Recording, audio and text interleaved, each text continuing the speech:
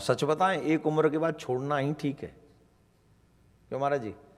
और जब तक छोड़ेंगे नहीं, कन्हैया मिलेंगे नहीं, चाहे वो संसार हो चाहे वो इच्छा।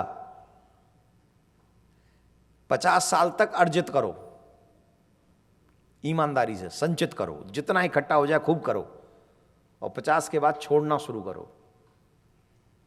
बच्चों को उनकी जिम्मेदारी देना शुरू करो। लो, अपने आप को थोड़ा फ्री करो, चलो हटो हमको फ्री करो। और 60 साल के बाद इतने फ्री हो जाओ कि तुम्हें तुम्हारे कल्याण के सिवा कुछ न दिखे। 60 के बाद तो संकल्प गांठ मार लो कि only me and my Krishna, no one can, कोई मेरा और नहीं है, मैं किसी के साथ नहीं हूं। और सच तो यही है कि दुनिया तुम्हारी नहीं, दुनिया मेरे कृष्ण की ही है।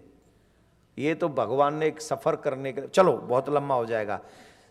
50 साल तक संग्रह करो, 50 साल के बाद 60 साल तक छोड़ना शुरू करो, और 60 के जब हो जाओ तो पूरी लीव इट, घर में रहो, घर में रहो, घर छोड़ना नहीं है, बाबा जी नहीं होना है। हमने तो तमाम बाबाजियों को फंसे हुए देखा है, तो घर छोड़ना नहीं है।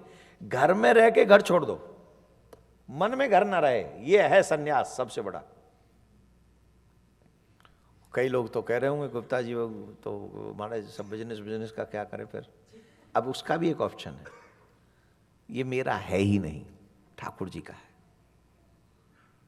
और ठाकुर जी ने मुझे सेवा के लिए लगा रखा है, जो भी अच्छा होगा मैं कर रहा हूं।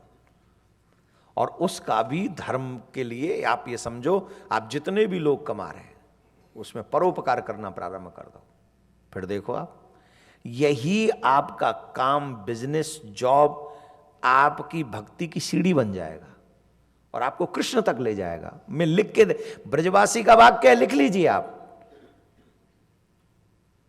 झूठा नहीं हो सकता ये वाक्य।